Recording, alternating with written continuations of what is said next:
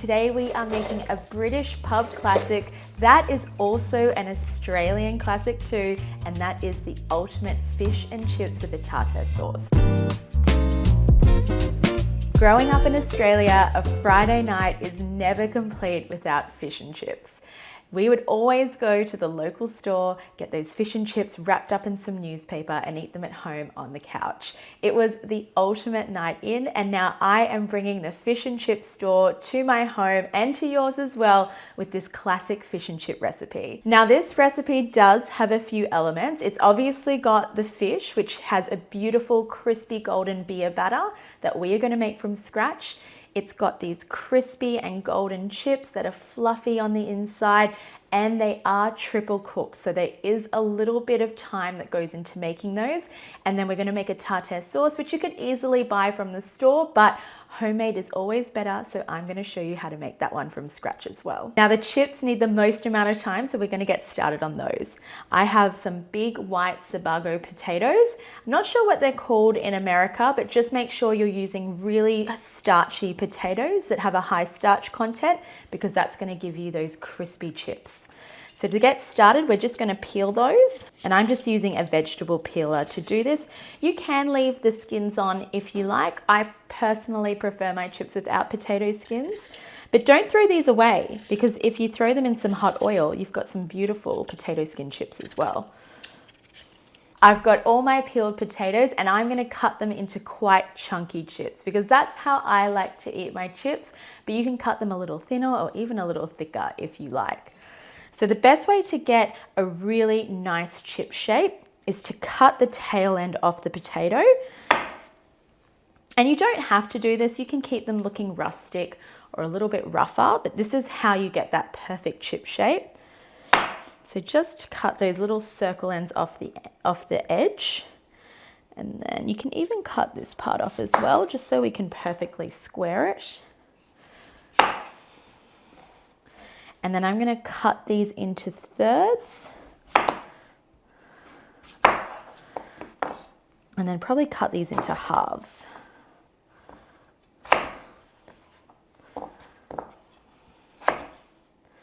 And there we have it, a beautiful chip shape. And that is quite a big chip, but that's how I like them. When you've cut up all your chips, place them into a bowl, and then we're going to cover them with cold water and just give them a bit of a rinse to release a lot of that starch in there. So this is quite a large amount of chips that I'm making, but if I'm getting all that hot oil out and I'm deep frying something, I like to always make a large batch. But you can make a little less if you want, or even a little more. And then just do a little bit of movement just to release a lot of that starch. You can leave them soaking in the water for about 30 minutes to even overnight if you like, but I'm just going to move a little bit quicker with this one and just do a quick rinse. And you'll see that that water is really cloudy, and that's exactly what we're looking for. And once it's super cloudy, I'm just going to give them a drain in a colander. I'm going to get a large pot, transfer them into here, and then cover them with really salty cold water, because that salt is going to penetrate into the chips and flavor them just that little bit extra more. And pop your salt in there, and you want to use a really generous amount of salt, to the point where you're thinking, that seems like a lot of salt. But this is actually going to create a beautiful flavor element to those chips. And then we're going to boil them, and we're going to start the timer as soon as we turn the stove on, not when the water is boiled. And I think we boil them for about 20 minutes. And we do this step, which is the first step of cooking. So there's 3 steps, but this is the first step, and that's going to make the interior of the chip really soft and fluffy. And it's important to do this step, because otherwise, if you're just going to fry them, you're not going to get that soft and fluffy inside. And this is what makes these triple cooked chips extra special. While my chips are boiling, I'm going to get started on the beer batter, because it does need a little time to rest in the fridge, around 30 minutes to an hour. And the way that I make my beer batter is by using a mix of plain all-purpose white flour and rice flour.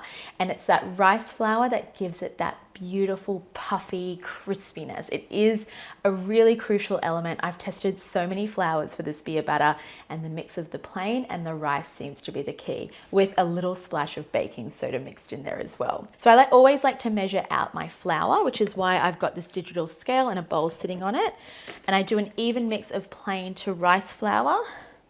So I'm going to do 80 grams of plain white flour, and then 80 grams of rice flour, which we'll see if we've got enough in here. Okay. Just a little touch of baking soda, around 2 grams. I have made this in the past with too much baking soda, and it totally ruined the taste of my beer batter. It was really bitter and yucky. So just be careful that you only put a little bit in there. And then some salt. I'm just gonna whisk that all up. And then we need some beer, of course. So I'm using Corona beer, which is a light lager beer. I always prefer to use more of a light beer when making a beer batter. And you don't need the full bottle. So we need about 2/3 of it. And you want to really slowly pour that into the flour while slowly whisking it, because if you over whisk your batter, it's going to prevent it from puffing up when you're deep frying your fish. And the reason I like to put beer into my batter is because that yeast in the beer is also going to attribute to that crispiness and puffiness, which is exactly what you want when you want a beautiful batter on your fish. So let's do this step slowly. And again, it's really important not to over whisk the batter. We just want to whisk it until we've got no lumps in there and it's at a consistency that we're happy with. Okay. All right, so this is the consistency that we're looking for. It's slightly runny, yet it still has a little bit of a thickness to it. And you'll be able to feel it when you're moving your whisk through it, that it's just got a slight little bit of resistance, and that is exactly what you're looking for. So now I'm just gonna cover this up and I'm gonna pop it in the fridge until we're ready to deep fry our fish. And another hot tip to when deep frying fish with this beer batter is to make sure it's really, really cold. So don't take it out of the fridge until you're ready to dip the fish in it and then pop it into that hot oil.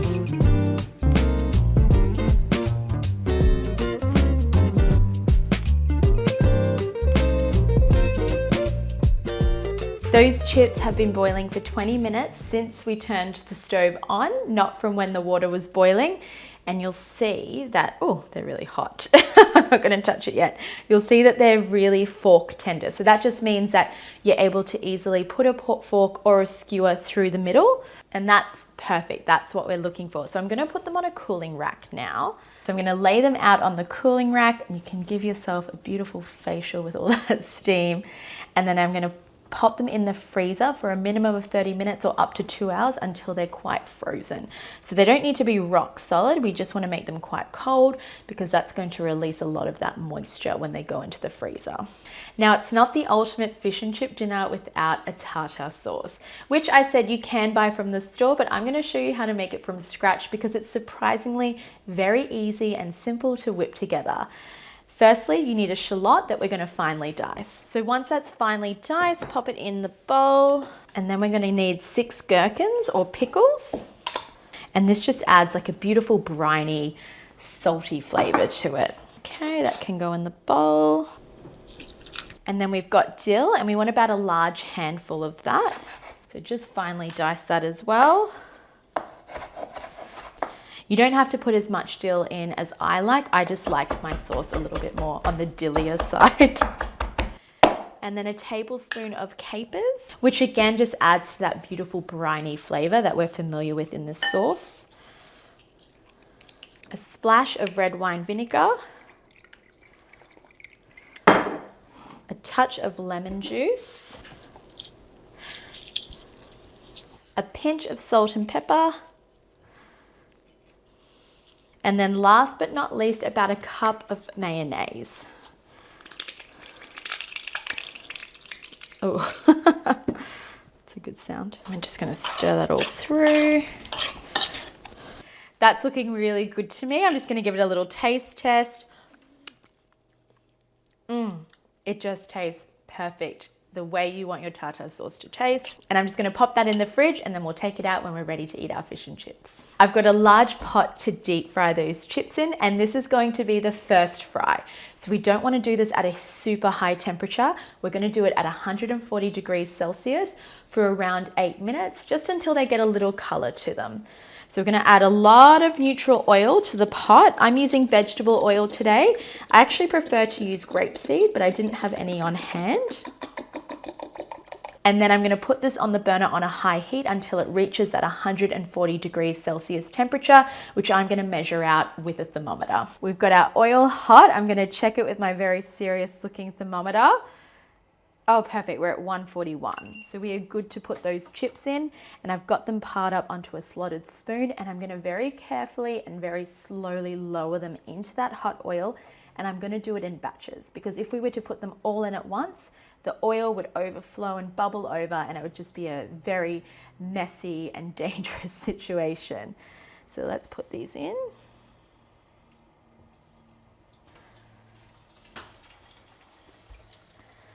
I'm going to put the second batch in. And these just need to cook for 8 minutes, just until they have a little slight golden color to them. But this is the first fry. So the second fry is where we're going to get that crispiness and that beautiful color. You can give the chips a little movement as well. You're feeling like they might stick a bit. Okay, those chips have been on for 8 minutes, so they're ready to come out now. And I'm just using my slotted spoon to get them out again. And you'll see they're still looking quite white, but that is what we're looking for, because remember, this is the first fry and they still have another fry to go. And now we're gonna pop these back in the freezer for a minimum of 30 minutes or up to 2 hours, or even overnight if you like, just to save on time if you wanna do a bit of cooking the day before. But we just want them to be quite cold, and then we're gonna do that second fry. The chips are ready for their second and final fry. So this is the third way we're cooking it. So we've done it with the boiling, we've done the first fry, and now the second fry, which is why we call them triple or thrice cooked chips. So I'm just gonna test that oil temperature, because we want it sitting really high this time. So the first fry was at 140. This one we wanted about 180, 190 degrees Celsius. And that's looking good to me. So I'm just gonna do the same process that I did when I fried these chips the first time, which is to pile them up onto a slotted spoon, and then to very carefully and slowly drop them into the oil and do it in batches. And we wanna cook these for a little bit of a shorter time than we did with the first fry. So for about 4 to 5 minutes, just until they're crispy and golden. So if they need a little less or a little longer, that's fine. We just don't wanna cook them too long to the point where they dry out. Those have been cooking for 4 minutes and they're looking pretty good to me. So we're gonna pull them out and put them on that cooling rack with the absorbent paper pre-lined. Oh, they look really good. Now I'm just gonna leave those to sit there just till the oil drips off them, and then we're gonna toss them with some flaky sea salt, and they're gonna be perfection. But we're gonna leave that oil there. I'm gonna turn it off because we just need to quickly batter our fish, and then we're gonna drop it in, and the oil needs to be really hot for the fish as well, but we don't want to get it too hot, so we'll just turn it off in the meantime.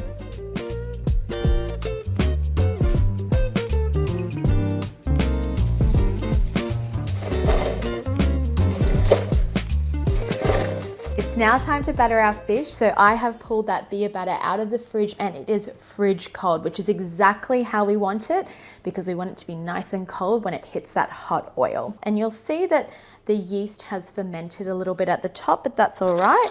We just give it a little mix. Beautiful, smooth, thick.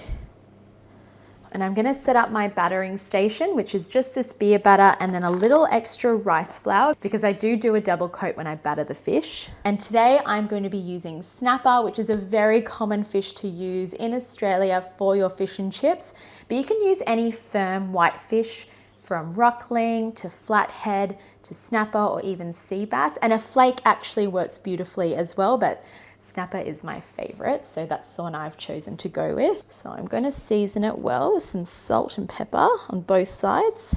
Just a little touch of pepper. I don't like going too hard on pepper when I'm working with seafood because it's got such a mild flavor and we don't want to overpower it with seasonings. I'm going to put my oil on because now we want to work quite quickly. We're going to batter the fish and then we're going to drop it straight into hot oil that's sitting at around 180 degrees Celsius to 190 degrees Celsius. So first we're going to dip it into the rice flour. So just do a really light coat. Give it a little shake and then into that beer batter.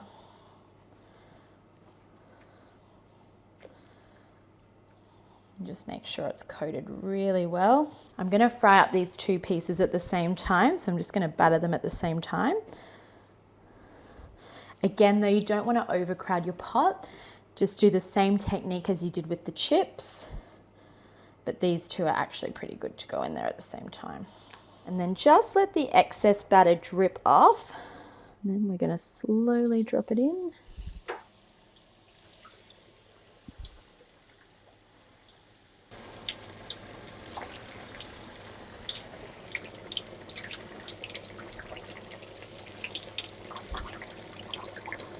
I'm just basting the top with the hot oil, so I want it to cook really evenly. And you'll notice that the bottom does get a little browner quicker.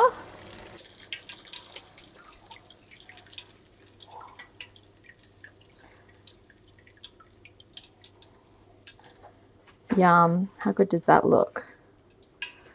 That fish is cooked to perfection. Look at how beautiful that batter is. You cannot get better than that. It's crispy, it's golden, it's puffed up, and you will have that beautiful, succulent, moist fish inside. Just pure fish and chip perfection, and better than the one at the local fish and chip shop, I can assure you. It does take a little bit of extra effort, but it is totally worth it, and the proof is in the pudding. So we're gonna start with a big piece of fish. These beautiful triple cooked chips. Can't forget the sauce.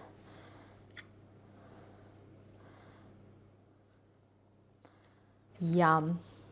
That is just so good. I don't even know how to describe it other than it's really, really delicious and looks absolutely perfect. If you liked this recipe, please follow, like, and subscribe. And if you made it at home, please let me know in the comments because you know how much I love hearing you making my recipes at home. Thanks for watching and I'll see you next time.